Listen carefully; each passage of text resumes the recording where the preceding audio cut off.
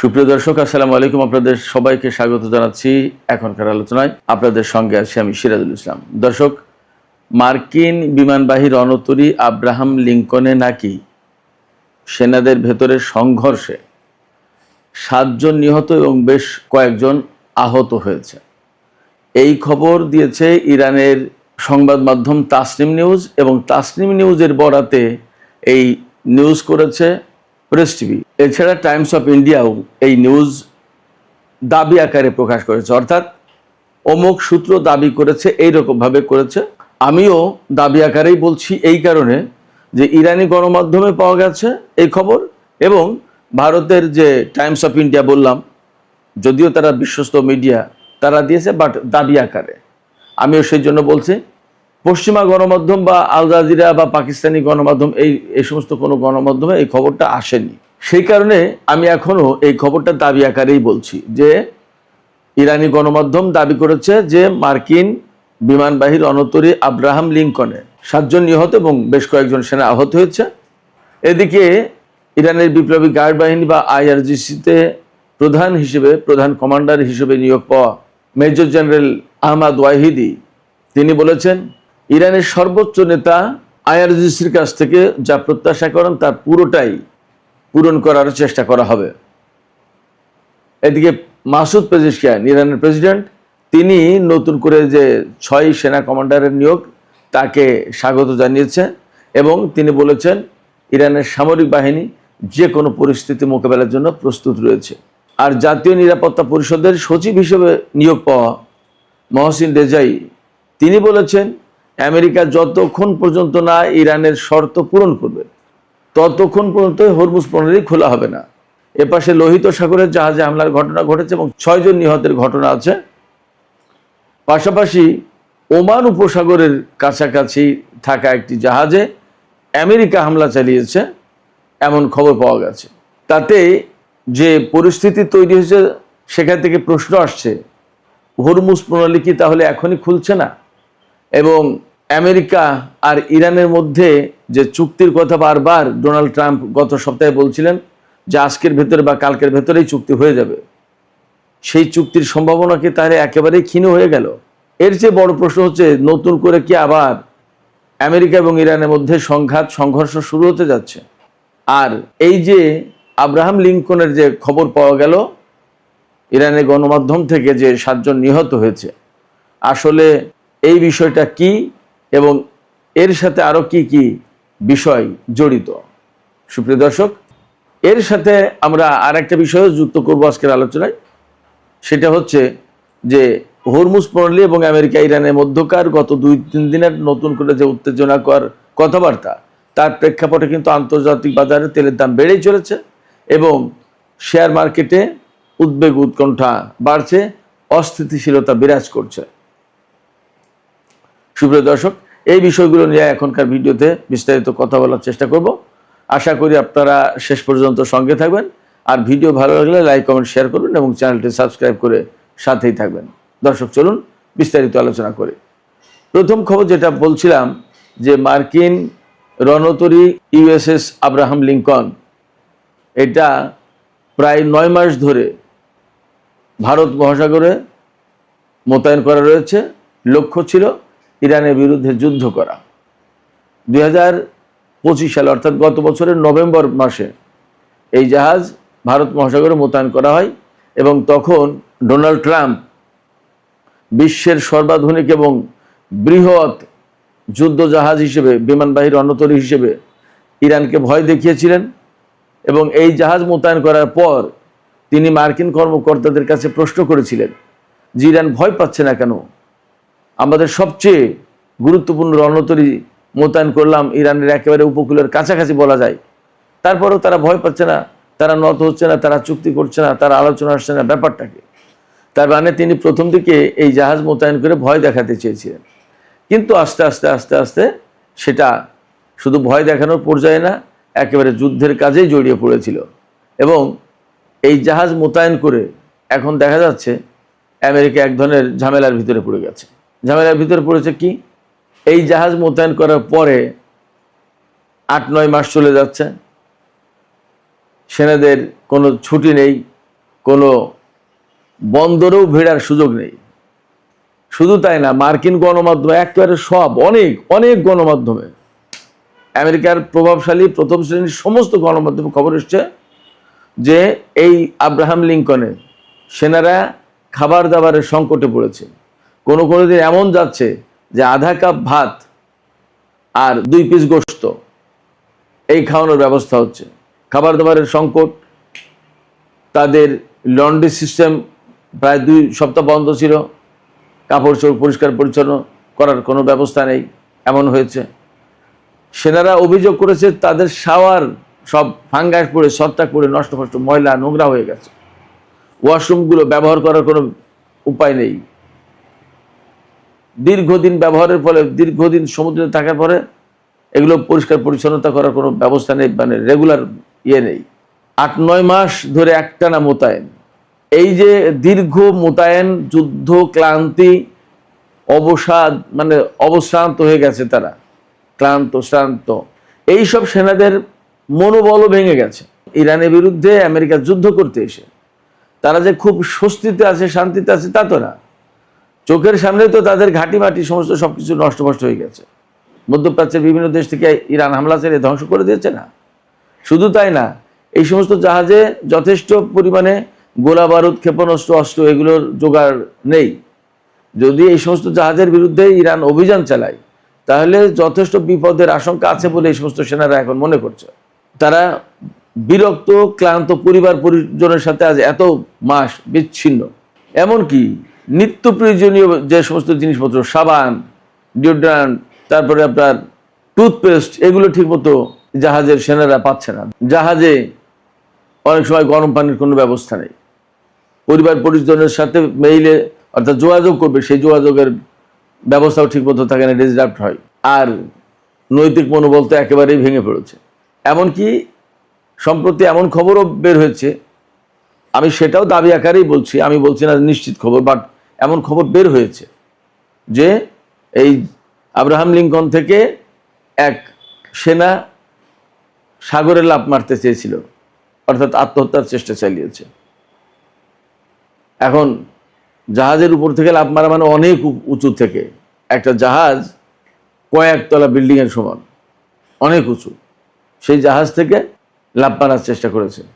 জাহাজে যে গোলযোগ, মারামারি বা হত্যাকাণ্ডের ঘটনা বা হতাহতের ঘটনা প্রকাশ করা হয়েছে প্রেস টিভিতে বা ইরানি গণমাধ্যমে বা টাইমস অফ ইন্ডিয়াতে, তাতে দাবি করা হচ্ছে যে এই যে জাহাজের কন্ডিশন, এই কন্ডিশন নিয়ে 1-1.5 সপ্তাহ আগে সম্ভবত এই জাহাজে মোতায়েন যে সেনা, তাদের পরিবার পরিজনের সাথে আমেরিকার সেনা কমান্ডাররা কয়েকজন আমেরিকা আর কি কথাবার্তা বলেছে, একটা মিটিং করেছে, মত বিনিময় করেছে।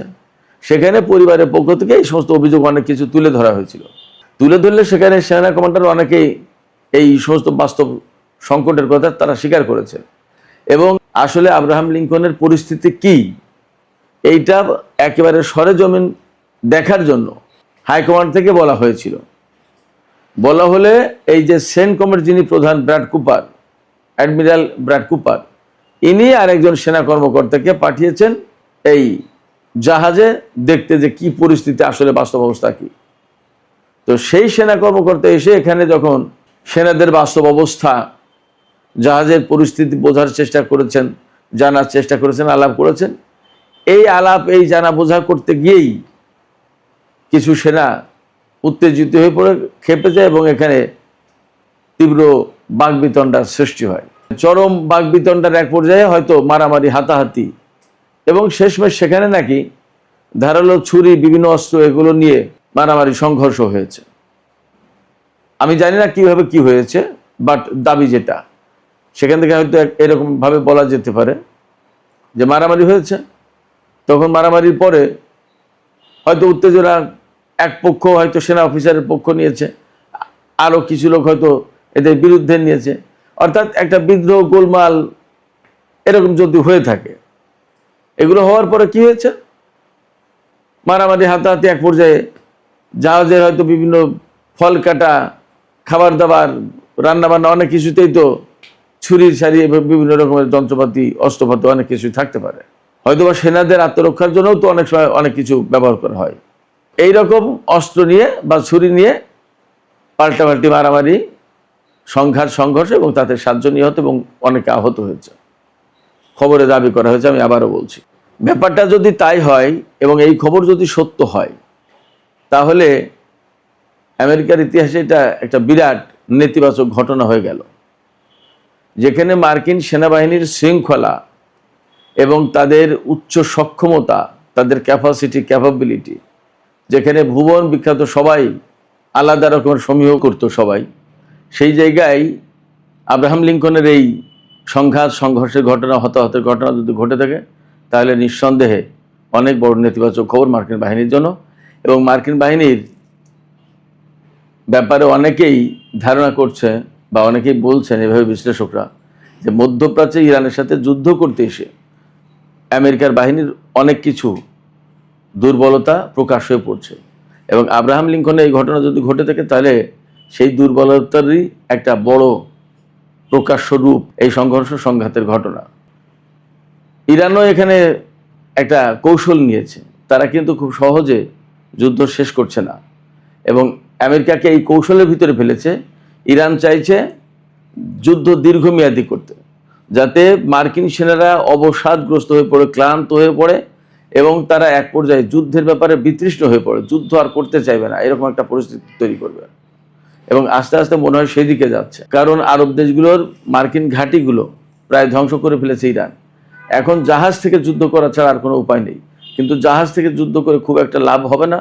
লোহিত সাগর দিয়ে আমেরিকার কোনো জাহাজ আসতে পারবে না, আসতে হলে পুরো আফ্রিকা মহাদেশ ঘুরে আসতে হবে, অথবা এশিয়া প্যাসিফিক থেকে নিতে হবে। কিন্তু ওপাশে চীন, উত্তর কোরিয়ার চাপ আছে, তাহলে কি করবে? সেক্ষেত্রে আমেরিকা এই ইরান যুদ্ধ করতে এসে আসলেই এক রকমের মারাত্মক ফাঁদে পড়েছে, এক বিপদে পড়েছে। এই জায়গা থেকে এখন তারা না পারছে বেরিয়ে যেতে, না পারছে যুদ্ধ করতে। এর ভেতরে ডোনাল্ড ট্রাম্পের মতো একজন ব্যক্তি, যিনি কখন কোনটা বলেন আসলে তা বোঝা মুশকিল। তিনি আজকে বলেন আলাপের কথা, কালকে বলেন বৈঠক হচ্ছে, পরের দিন বলেন চুক্তি হবে, তারপরের দিন আবার ইরানের বিরুদ্ধে যুদ্ধের হুমকি দেন এবং বলেন যে নৌ অবরোধ অব্যাহত থাকবে, ইরানের উপরে নিষেধাজ্ঞা দিতে হবে, ইরানকে চেপে ধরতে হবে অর্থনৈতিক দিক দিয়ে। ইরানও বলছে যে ঠিক আছে, অর্থনৈতিক চাপ দিয়েই যদি আমাদেরকে কাবু করতে চাও, তো ঠিক আছে দাও, এবং তোমরা যুদ্ধ করো, যুদ্ধ আমরা সহজে ছাড়ছি না। এবং যুদ্ধের নতুন করে আবার প্রস্তুতি নিচ্ছে শোনা যাচ্ছে ইরান। তার মানে দাঁড়াচ্ছে ইরান এবং আমেরিকার মধ্যে খুব শিগগিরই চুক্তি হচ্ছে না। যদি তাই না হয়, তাহলে আমেরিকাকে আরও দীর্ঘমেয়াদে ভারত মহাসাগর বা লোহিত সাগর এই সমস্ত জায়গায় জাহাজ মোতায়েন করতে হবে। বাট ফ্যাক্ট হচ্ছে, আজ পর্যন্ত আমেরিকান নৌবাহিনী হরমুজ প্রণালীতে একটি জাহাজও প্রবেশ করাতে পারেনি। একদিনের জন্য হরমুজ প্রণালী তারা শক্তি প্রয়োগ করে খুলতে পারেনি। ফলে ইরানের সাথে দীর্ঘমেয়াদে যুদ্ধে গেলেই আমেরিকায় বিপদে পড়বে এবং পড়েছে অলরেডি। এর আগে আমরা জেরাল্ড আর ফোর্ডের কাহিনী জানি। জেরাল্ড আর ফোর্ড আব্রাহাম লিঙ্কনের চেয়েও বড় এবং আধুনিক। এই জেরাল্ড আর ফোর্ড যুদ্ধ করতে এসেছিল, ভূমধ্যসাগরে মোতায়েন করা ছিল, লোহিত সাগরেও আসতে পারেনি।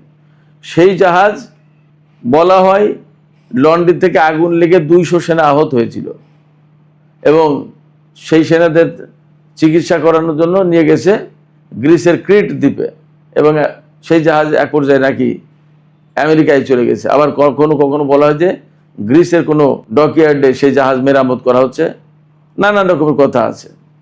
তার মানে এই যে তাদের সবচেয়ে বড় 2 জাহাজ বিমানবাহী রণতরী, জেরাল্ড আর ফোর্ড এবং আব্রাহাম লিঙ্কন, এই দুটো জাহাজেরই তো ত্রাহি অবস্থা। তার মানে কি, ইরানের মতো একটা শক্তি যদি দাঁড়িয়ে যায়, তাহলে আমেরিকার এই সমস্ত জাহাজ, বিমানবাহী রণতরী বলি আর যুদ্ধ জাহাজ, ফ্রিগেট, ডেস্ট্রয়ার, করভেট যাই বলি, এগুলো যে খুব বেশি দিন টিকতে পারবে না ইরানের দৃঢ় মনোবলের কারণে, এটা মোটামুটি বোঝা যাচ্ছে। যখন আমেরিকার সেনারা দীর্ঘ ক্লান্তিতে একেবারে নৈতিক মনোবল হারিয়ে ফেলেছে বলে বলা হচ্ছে বিভিন্ন খবরে, খোদ মার্কিন গণমাধ্যমে, পশ্চিমা গণমাধ্যমে, তখন ইরানের যে নতুন সামরিক কাঠামোতে পরিবর্তন আনা হলো এবং যে সমস্ত জেনারেলদেরকে নতুন করে নিয়োগ দেওয়া হলো, তারা এখন টকবক করে ফুটছে বলা যায় যুদ্ধের জন্য। তারা বলছেন যে ইরানের সর্বোচ্চ নেতা যা চাইবেন আমরা তাই ফুলফিল করার জন্য প্রস্তুত। অর্থাৎ ইরানের সর্বোচ্চ নেতা যদি বলেন এখন যুদ্ধ করতে হবে, মার্কিন বাহিনীকে মধ্যপ্রাচ্য থেকে তাড়িয়ে দিতে হবে, তাহলে জীবন বাজি রেখে যুদ্ধ করতে আমরা প্রস্তুত। এবং গতকাল কিন্তু আমরা খবর দিয়েছিলাম যে ইরানের সর্বোচ্চ নেতা বলেছেন যে গোয়েন্দা কার্যক্রম বাড়াতে হবে, অভিযানের প্রস্তুতি নিতে হবে। এর মানে দাঁড়াচ্ছে কি, ইরান খুব সহজে ছেড়ে দেবে না। আর এর অনেকগুলো বড় কারণের ভিতরে একটা কারণ, ইরানের সর্বোচ্চ নেতাকে হত্যা করা হয়েছে, তার ছেলে বর্তমানে সর্বোচ্চ নেতা, তিনি নিশ্চয়ই বাবার হত্যার প্রতিশোধ নেওয়ার চেষ্টা করবেন এবং ইরানি জনগণকে যেভাবে হত্যা করা হয়েছে তারও প্রতিশোধ নেওয়ার চেষ্টা করবেন। যে ব্যক্তি জীবনকে তুচ্ছ করেন তার কাছে কিন্তু এই প্রতিশোধ পরায়ণ হওয়া কঠিন কোনো কাজ না।